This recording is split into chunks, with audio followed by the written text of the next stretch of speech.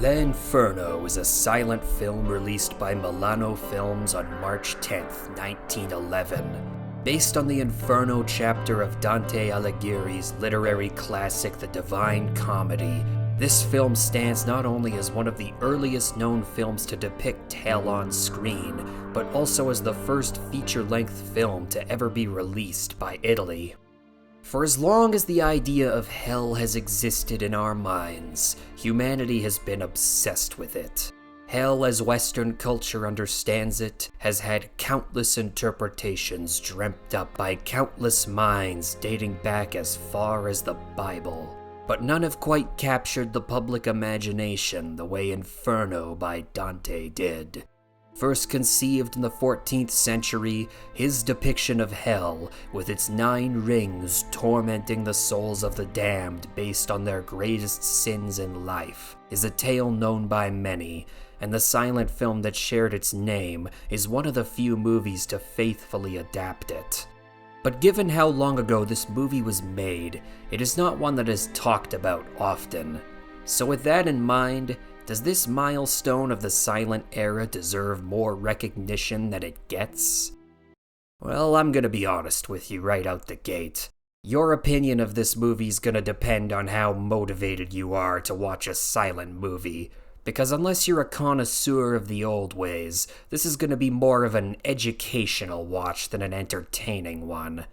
The story is a well-presented one, following fairly closely with the major story beats of its source material. Each ring stands out as its own unique setting, and despite every ring having the same backdrop of rocky terrain, the sets are laid out in a unique way, so that every descent feels like some new, terrible thing. While the main focus of the presentation is to introduce the grand scale of each ring of hell, it also takes time to highlight the personal moments Dante experiences there. Though the visuals of the hellbound, tormented, writhing in agony and laying waste to each other paints a gruesome picture, the background noise doesn't hit quite the same as the moments Dante meets and speaks with people he knows, and he is not comforted to learn how it is they ended up there, and even less so knowing that more of them reside in the rings down below. For a movie that is well over a century old, the practical effects on display are genuinely impressive. While they may be primitive compared to the computer-generated insanity that we are so accustomed to today, you can tell a great deal of thought and care went into the implementation of practical effects. We see this not only in the larger scale, such as with fire falling from the sky and in the sea of victims frozen in ice in the final ring, but also in the little things, like the reflective contraption that appears as a glowing aura around Beatrice. Although the most impressive practical aspect has got to be the sheer number of extras in this movie. Even if you are just looking at the same people 9 times on different sets, the absolute number of extras goes a long way in painting a picture of a hell that is overflowing with sinners, and the absolute scale of suffering inflicted upon them helps ensure that morbid sense of dread you can expect from walking through the fires of hell. The special effects are also pretty well implemented. The compositing of shots works well in scenes where building another set piece just wouldn't have been an option. Like in a scene where Dante and Virgil observe the lustful sinners blown about in an endless gale, or when you see the gargantuan form of Lucifer in the distance of a frozen lake, lording over the dozens of tiny people scattered around him, or a particularly memorable scene where one of the damned souls approaches Dante and Virgil, holding his own head in his hand. These elements go a long way in setting a grander, more morbid scene than you could otherwise expect.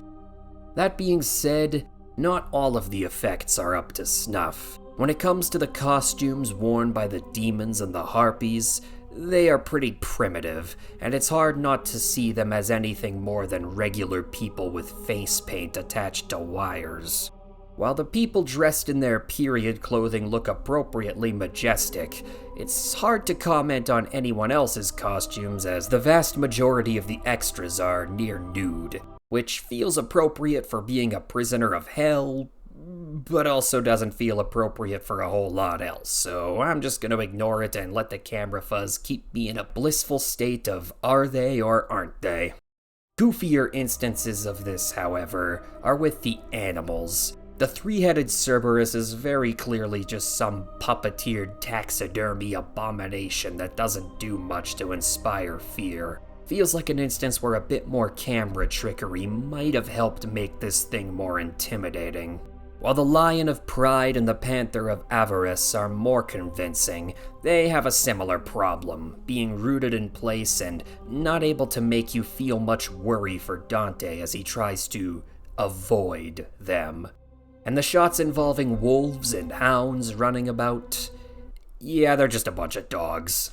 Like when Dante encounters the she-wolf of lust, it literally just runs up alongside him like they're about to go for a walk. Very spooky, I know.